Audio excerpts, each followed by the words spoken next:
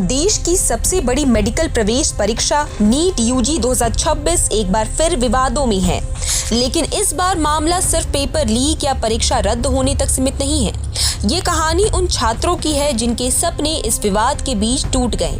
Reports के अनुसार NEET UG 2026 की परीक्षा 3 मई को आयोजित हुई थी, लेकिन पेपर लीक की आशंका सामने आने के बाद 12 मई को परीक्षा रद्द कर दी गई और 21 जून को दोबारा परीक्षा कराने का फैसला लिया गया।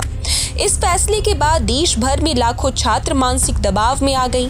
बताया जा रहा है कि परीक्षा रद्द होने और री एग्जाम के बीच के लगभग 1 महीने में कम से कम 12 नीट अभ्यर्थियों ने आत्महत्या कर ली है। ये सभी छात्र 21 जून को होने वाली दोबारा परीक्षा में शामिल होने वाले थे। राजस्थान के झुंझुनू जिले का एक 22 वर्षीय छात्र भी इनमें शामिल था।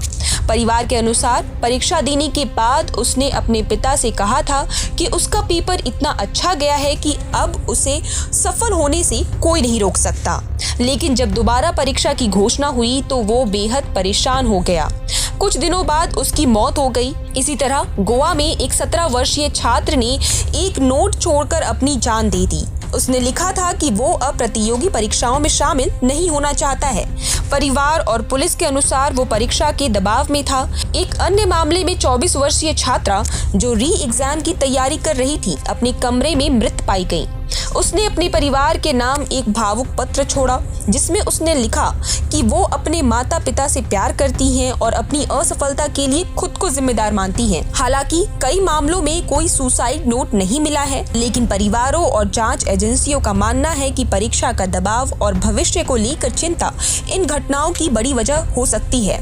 इस पूरे मामले ने एक बार फिर देश की परीक्षा व्यवस्था, पेपर लीक की घटनाओं और छात्रों के मानसिक स्वास्थ्य पर गंभीर सवाल खड़े कर दिए हैं। लाखों छात्र वर्षों तक मेहनत करते हैं और जब परीक्षा प्रक्रिया पर सवाल उठते हैं तो उसका असर केवल परिणामों पर नहीं बल्कि छात्रों की मानसिक स्थिति पर भी पड़ता है।